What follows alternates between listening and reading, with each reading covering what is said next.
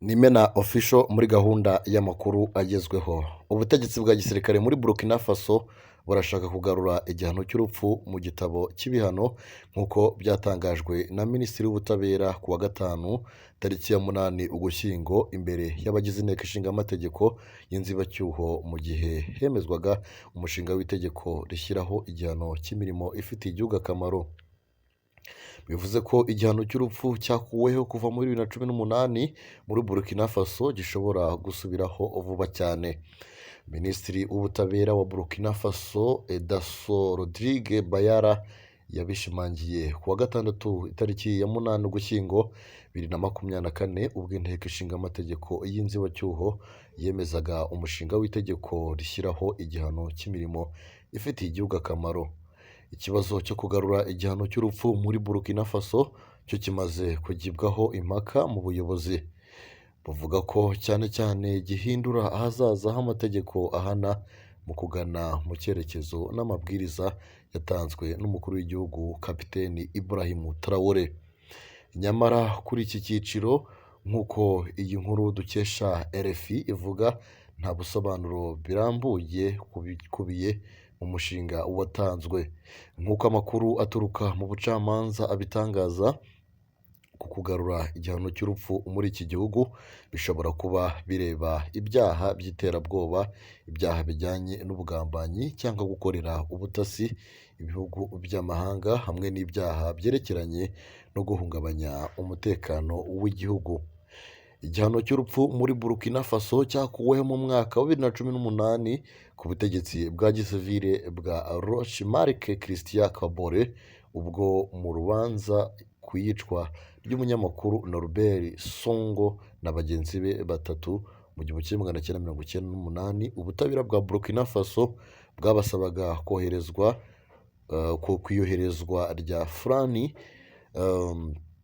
ndetse na Foi Kabore, umuvandimwe wa Blaise Compaoré wabaga mu buhungiro kuva uwahoze ari perezida yahirikwa. Kuva Kapiteni Ibrahim Traoré yagera ku butegetsi, abashyigikiye igihano cy'urupfu bahora basaba abayobozi kukigarura kugira ngo bace intege abapanga cyangwa se ibyitso by'iterabwoba. Nk'uko Amnesty International bivuga, igihano cy'urupfu giheruka gutangwa n'inkiko zo mu bihugu muri iki gihugu mu 1988. Turacyari mu makuru hano ku Mena Official, amakuru agezweho hirya no hino. Mukomeze mukande subscribe. Tukiri mu makuru tujye kuri ino nkuru ivuga ko abapolisi 154 bashyizwe mu kiruhuko cy'izabukuru, abandi barasezererwa. Polisi y'u Rwanda yatangaje ko abapolisi 154 barimo abakomiseri 7 bashyizwe mu kiruhuko, aho umubare munini ugizwe n'abashyizwe mu kiruhuko cy'izabukuru mu gihe abandi basezerewe.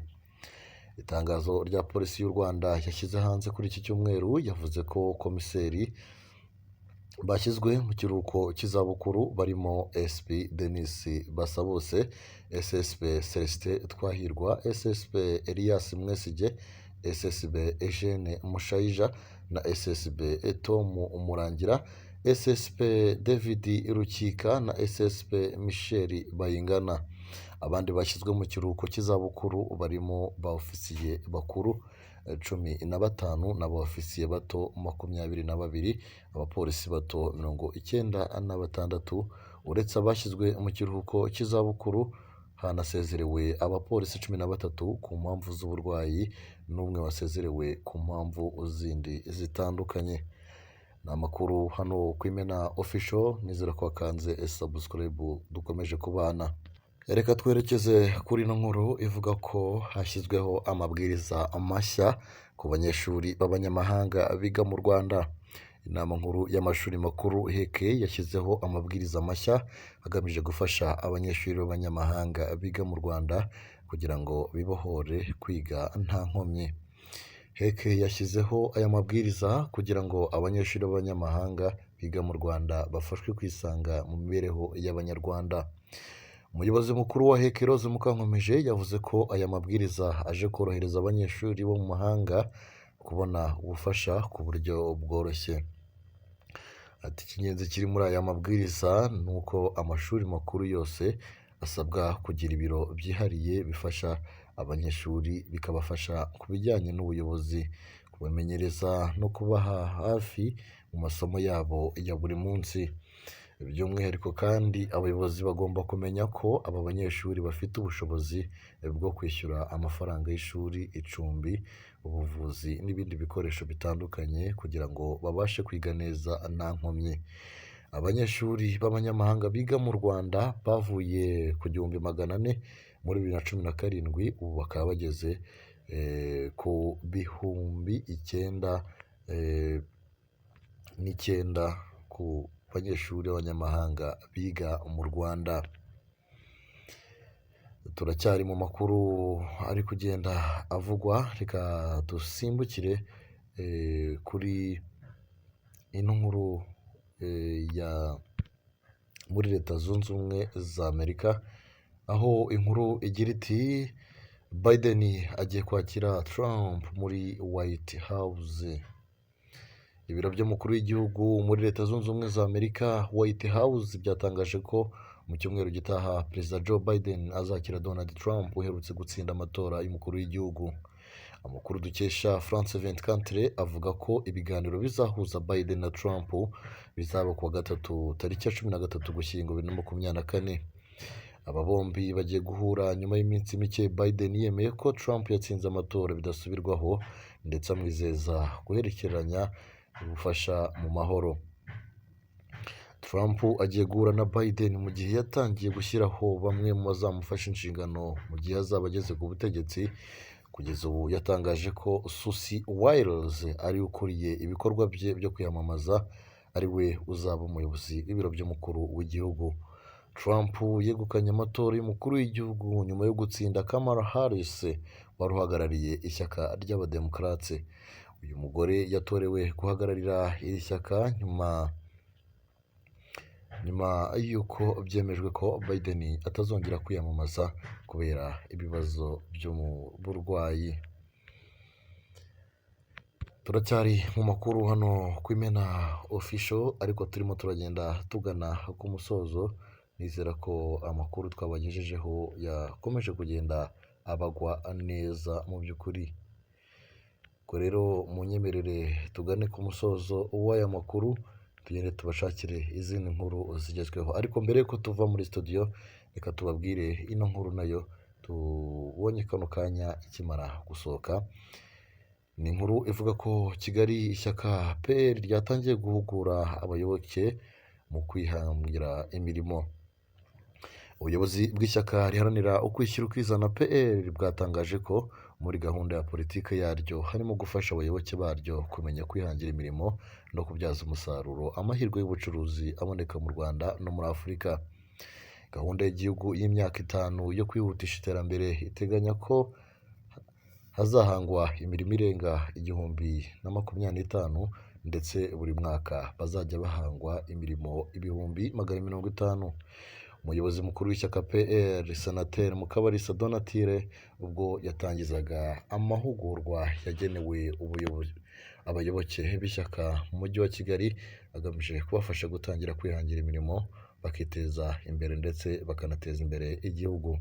Yavuze ko ingingo nyinshi ziri muri gahunda ya guverinoma y'imyaka 5 nabo bazifite muri gahunda y'ishyaka, bityo batangiye kubishyira mu bikorwa.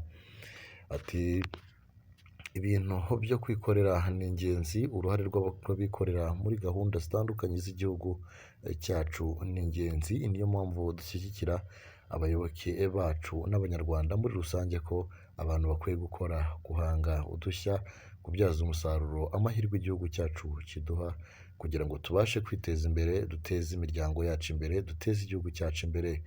Yanagaragaje ko icyuho kiri hagati y'ibitumizwa mu mahanga n'ibyoherezwa mu mahanga bikiri byinshi kandi kigomba kuzibwa n'abanyarwanda. Ati ibyo rero ntabwo byashoboka tudaharaniye ko ibikorerwa hano mu Rwanda byongererwa ubwiza, ubwinshi n'ubuziranenge kugira ngo tubashe guhangana ku isoko mpuzamahanga. Iby'Imana ikora Karira uri mu bayoboke ba PL bari guhugurwa yatangaje ko nyuma yo guhugurwa azajya gufasha abandi bari mu mirenge ariko nawe akazihangira umurimo. Ati tugende tubyiga hanyuma tukabishyira mu bikorwa ku buryo twiteza imbere. Abahuguriwe mu mujyi wa Kigali barimo abagize komite z'ishyaka PL ku rwego rw'umujyi wa Kigali no ku rwego rw'uturere tugize umujyi wa Kigali. Biteganyijwe ko aya mahugurwa azahabwa abayoboke bose b'ishyaka rya PL kuva ku rwego rw'intara, uturere, imirenge kugira ngo baziteze imbere. Mu byo bishimira kandi harimo kuba amatora y'umukuru w'igihugu n'abadepite yaragenze neza kuko umukandida bari bashyigikiye yatsinze ku majwi menshi kandi n'umubare w'abahagarariye mu nteko ishinga amategeko imitwe yombi uriyongera. Iyi ni nayo nkuru dusorejeho amakuru twari twabateguriye hano ku Imena Official. Turizera ko amakuru twabagejejeho yabaguye neza. Nizere ko mwakanze subscribe, namwe mutarakanda subscribe nicyo gihe kugira ngo namwe mukande subscribe, hanyuma tujye tubana mu biganiro bigezweho. Reka mbabwire ngo mukomeze mugubwe neza cyane, twongere mu yindi sango y'amakuru turi buze kubagarurira mu biganiro byacu